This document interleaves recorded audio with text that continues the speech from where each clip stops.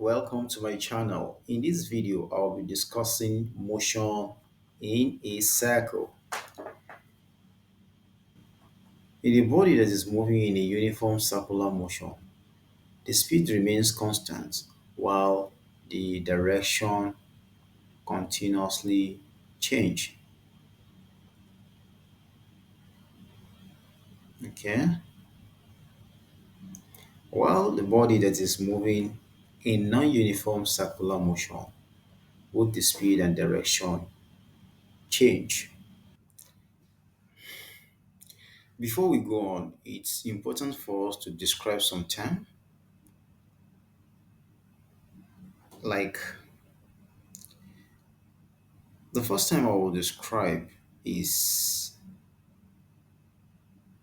the time taken for the body moving in circular motion to move the circumference of its path.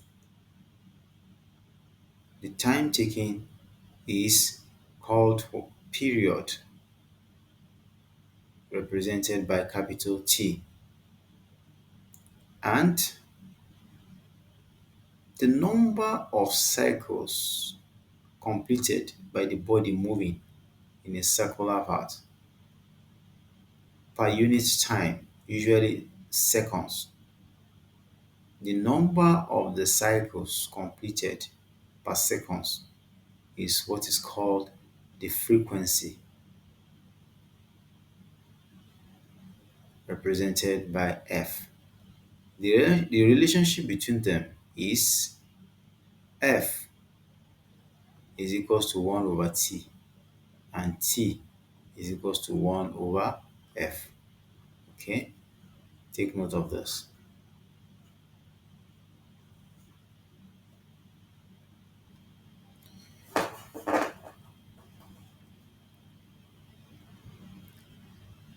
Angular displacement refers to the change in the angle over time, and it is represented by theta. Okay. Angular displacement is related to linear displacements through the formula linear displacement S is equals to theta, that is the ratio of the angle changes over 360 times 2 pi r. Okay, and don't forget that 2 pi rad is equivalent to 360. So linear displacement is equals to angular displacement times the radius of the circle. Okay, recall, let's say this is a circle with radius r.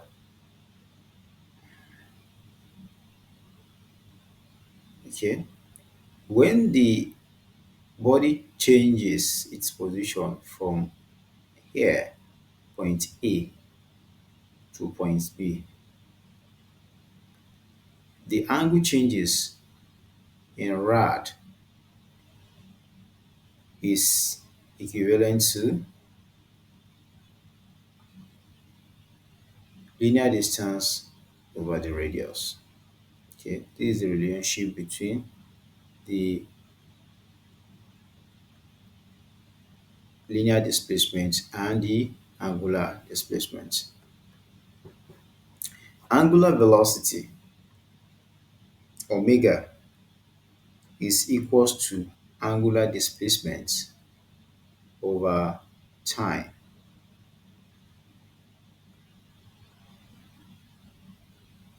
And recall that we said theta is equals to S over R, where S is the linear displacement and the R is the radius of the circle. If we substitute it in this formula, we'll get angular velocity is equals to S over T R. Okay, and recall that S over T is equals to linear velocity, displacement over time. Okay, if you replace it in this formula, you get omega, that's angular velocity, is equals to linear velocity all over r. So this is angular velocity, this is angular velocity,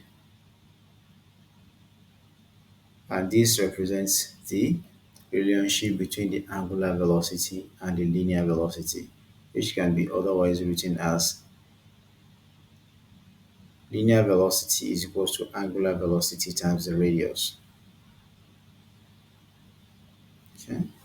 Linear velocity can be calculated using the formula. Before I talk about the formula, let's imagine a body. Recall that I said the time taken for a body to complete a cycle is t. Okay? And when it moves and completes a cycle, the total distance traveled is 2 pi r, which is equals to the circumference of a cycle, right? Recall that the circumference of a circle is 2 pi r. So, and speed is the distance covered, 2 pi r, all over the time, which is the period taken to complete the cycle over t. Okay? So, you can have this.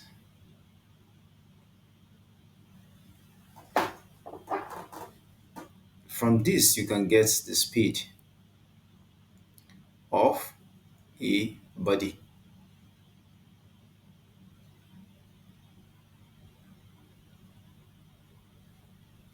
So, speed 2 pi r over t will be equals to the angular velocity times r. Okay? So, this can cancel out, and angular velocity can then give you 2 pi over the period t.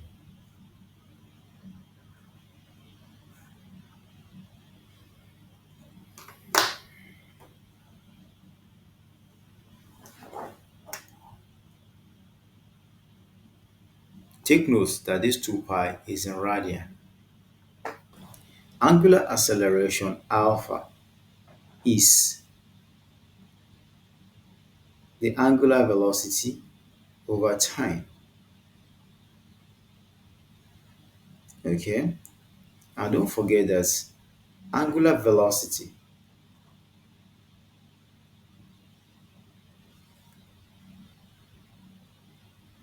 omega is v over r.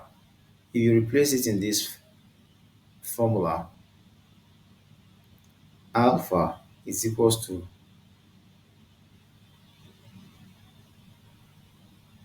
v over tr. And if you look at this, v over t is equals to linear acceleration, right? Let's represent it with a. Okay, so meaning that angular acceleration is equals to linear acceleration over radius, and linear acceleration is equals to angular acceleration times radius. So this gives us the relationship between the linear acceleration and the angular acceleration.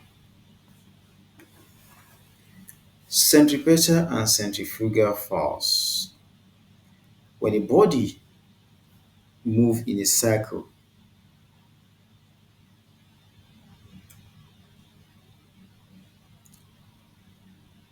there is a force Let's say this is a body moving in a circle.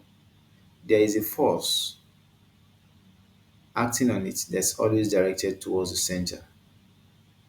And this is what is called the centripetal force. Okay? This is what is called the centripetal force. And linear acceleration is equals to v squared over r.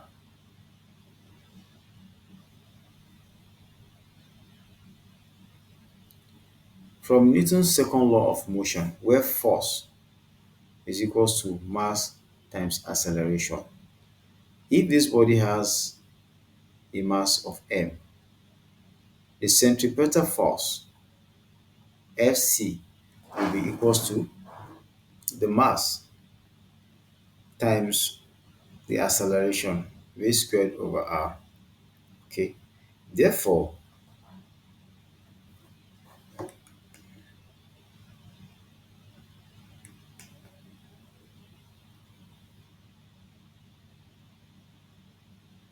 over r. Therefore, the centripetal force is equals to mv squared over r. Okay. And recall that v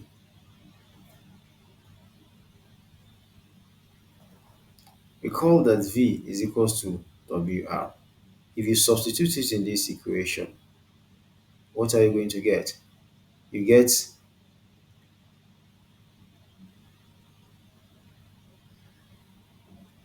m omega squared r squared divided by r. Okay, this r cancel this r, right?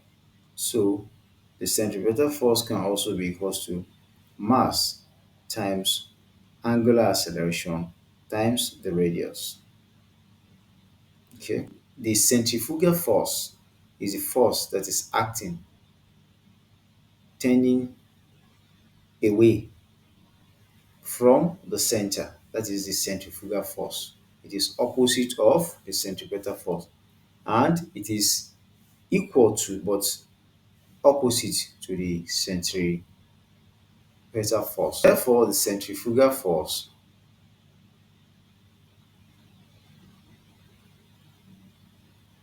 is equals to minus centripetal force. That's acting in the opposite direction. The application of circular motion is many, both natural and artificial. Okay. In the construction of roads, let's say this is a road that is being constructed. When it is about to take a turn, there is something we call banking, and that has to do with the slanting of the road in such a way that when a car is moving into the screen of this your device and is taking a turn, it will not slip off the road. Okay, so the road will be slightly bent at an angle. That is called banking. Okay, so it is the knowledge of the movement of body in a circular motion that is applied to know the angle at which the road should be slanted so that the car will not swerve off the road. If you want me to make video on banking in motion, in circular motion, just comment in the section below. Okay.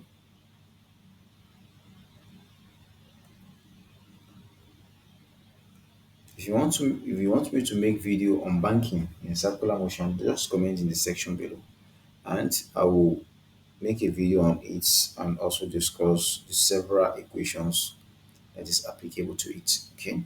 So banking of the roads is one of the applications of circular the physics of circular motion. Okay, and also in maintaining satellites in the orbits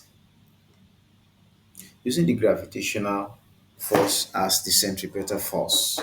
Okay, human has also been able to put satellites in the space because with the knowledge of the motion in the cycle.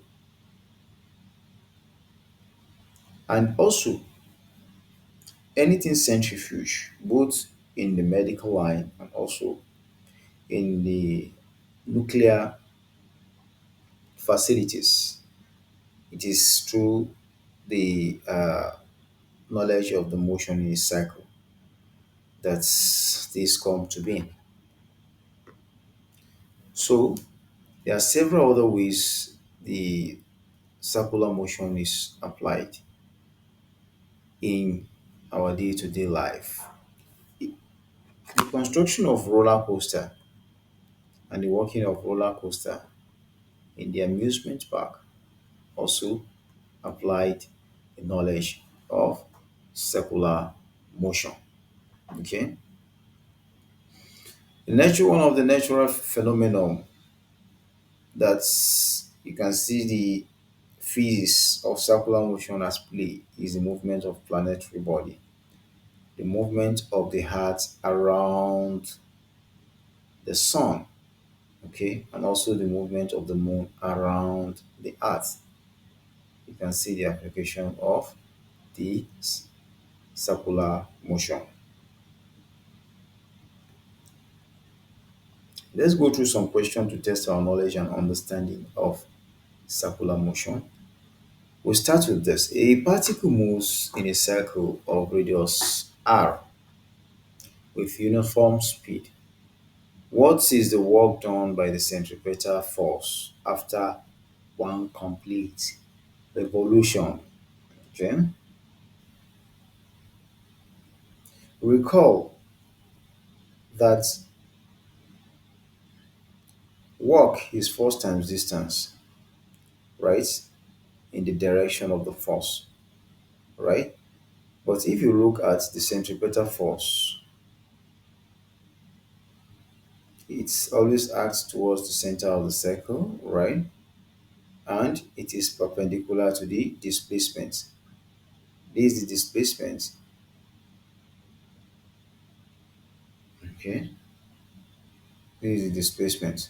So the centripetal force is not in the direction of the displacement.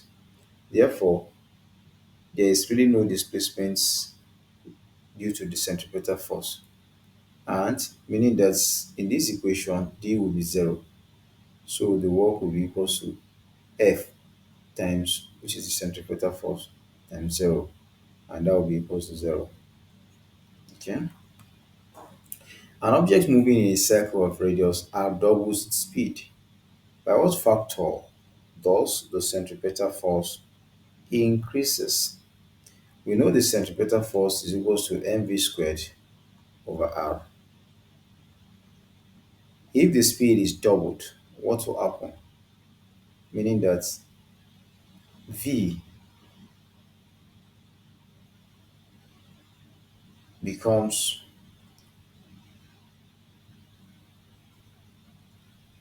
2v, that is squared, right? Put the m there and the radius, right? What will happen here?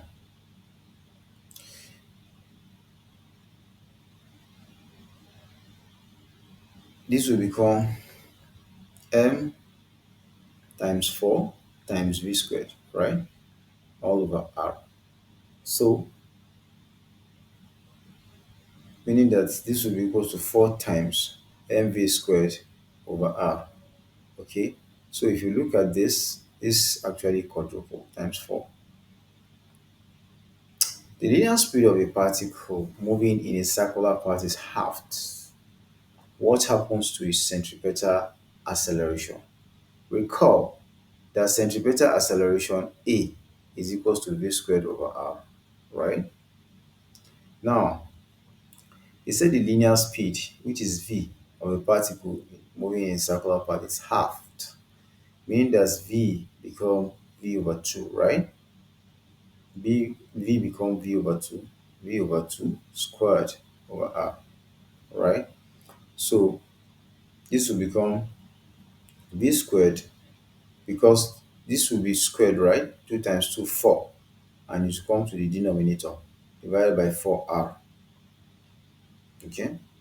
So meaning that the acceleration will be what? Will be quartered. That's divided by 4. Okay?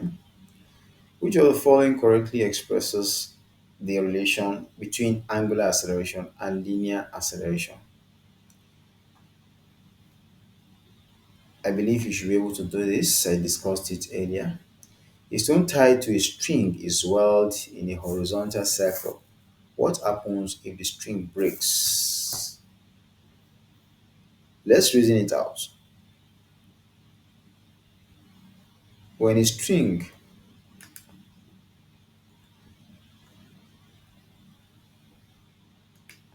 when a string is tied to a rope, let's say it's a string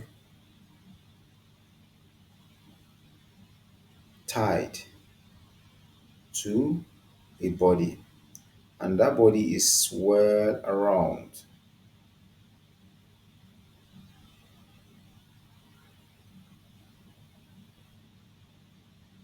Okay.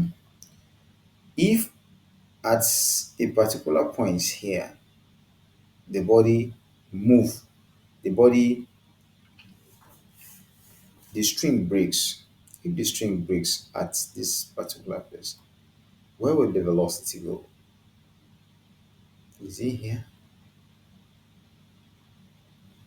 or is it here or is it here? Which of this is it? Take notes that when a body break from a string while moving in circular motion, it tends to move in a tangential velocity, which is along a path that is tangential to the path that they are taking. So this will be more appropriate. Okay. So the correct answer is this. This will be more appropriate. You may see this in an exam. Take notes that when body breaks, it moves at tangential velocity to the path, to the circular path it follows. What's the relationship between centripetal force and angular velocity? I think I discussed this one earlier. The angular velocity of a rotating body increases from omega 1 to omega 2. Its angular acceleration is the angular acceleration is equals to final angular velocity minus initial velocity divided by time. Okay, so if you look at this, this is more correct. For an object in circular motion, which statement is true? A. Acceleration is zero. That is not correct because a body in a circular motion always a body in a circular motion accelerates because although the speed may not change, but the direction of the body is changing at every time. Okay, at this point it changes like this. At this point, it will be this way. At this point, it, it will be this way. Okay, so the change in direction of the velocity is what make the body moving in a circular motion to be acceleration, to be accelerating. Although the speed, the magnitude of the velocity is not changing, its direction is changing. Therefore, it's accelerating. So this is not correct. Velocity is constant. That's not correct because direction of the velocity always changes, although the magnitude remain constant. Acceleration is towards the center of the circle. This is correct. Force is outward. No, the force is usually directed inward, and that is the centripetal force. It's not correct. So the correct answer is C. You can do this calculation yourself using the formula that we discussed earlier. Don't forget to like this video, subscribe, and share for others to benefit. If you want me to make video to be more extensive, that will be more extensive on this topic, just comment in the section below. If you want me to make video on the banking the road as application of a body moving in circular motion, comment in the section below. Thank you very much. Don't forget, like, subscribe, and share for others to benefit. I'll see you in my next video. Bye bye.